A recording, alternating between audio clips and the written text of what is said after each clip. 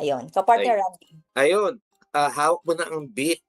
So, pwede mo na siyang ilagay. Punambi talaga. Anyway, ito po kasi, mukhang sinagot niya na kasi yung ano doon, ang katanungan niya. Doon pa lang sa tanong ay sinasagot na. Number one, doon pa lang sa sinabi niya, sa BIR practice second quarter ba? O hiwalay ang submission? Mapaplag ba siya as late submission? Lahat yan, Business yes. natin to, sabi niya Kas- po dito, Kapaner Randy, Kapaner Chris, nagsasubmit po ako ng attachment sa EAFS. Ito natin narinig ko kanina kay Kapaner Randy. Akala ko ASF. EAFS. Di ako nag-apply ng 2307 sa first quarter at in-apply ko siya this quarter including the 2307 ng second quarter. Pero sa EAFS, anong period ang ilalagay ko for both first and second quarter? 2307.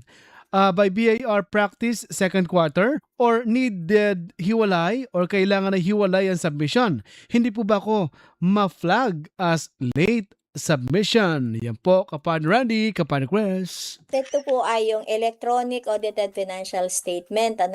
Yan na po yung hindi na tayo pupunta kay BIR para magpa-stamp ng dokumento. Online submission na po yan. Apply ng 2307. Meaning hindi po siya nag-apply, hindi po niya ginawang tax credit yung 2307 ng first quarter sa first quarter of taxable year. So instead of declaring or i-claim siya as tax credit ng first quarter of the year, in-apply niya, pinagsama niya yung quarter 1 and quarter 2 at kinlaim niya doon sa second quarter ng taxable year.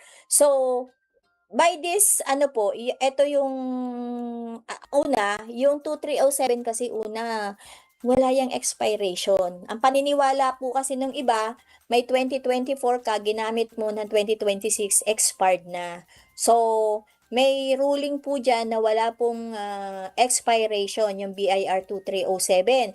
So sabi nga, uulitin ko ulit, ano ba yung 2307? Masyado tayong technical. Ang BIR 2307 po, ito po yung Certificate of Tax withholding tax certificate po ito. So ibig sabihin, ito po yung example ko kanina na bumili tayo kay buyer, ay kay seller. Si seller po yun, ito po yun.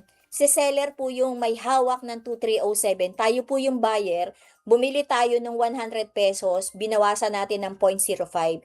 So yung 0.05, ito yung BIR 2307 na ang tawag natin sa submission po ng ating annual income tax or quarterly income tax credit po ito.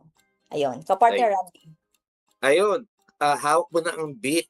So, pwede mo na siyang ilagay. Punambi talaga. Anyway, ito po kasi, mukhang sinagot niya na kasi yung ano doon, ang katanungan niya. Doon pa lang sa tanong ay sinasagot na. Number one, doon pa lang sa sinabi niya, sa BIR practice second quarter ba? O hiwalay ang submission? Mapaplag ba siya as late submission? Lahat yan, yes eh. Dapat, yung no lang dyan, yung hiwalay na submission. Kasi linagay niya sa second quarter. Dapat, yung sa second quarter, kung linagay mo na sa second quarter, yung 2307, wag ka na maglalagay sa first quarter. Kasi mapaplag ka late dun sa first quarter. 'Di ba? Sayang naman, mapapadalahan ka ng notice later kapag naglagay ka sa first quarter ng 2307. Alright. Partner Manuel. Salamat po sa kasagutan. Buti kahit na technical term ay nalilinaw sa mga sagot mula kay Kapaner Randy at Kapaner Chris.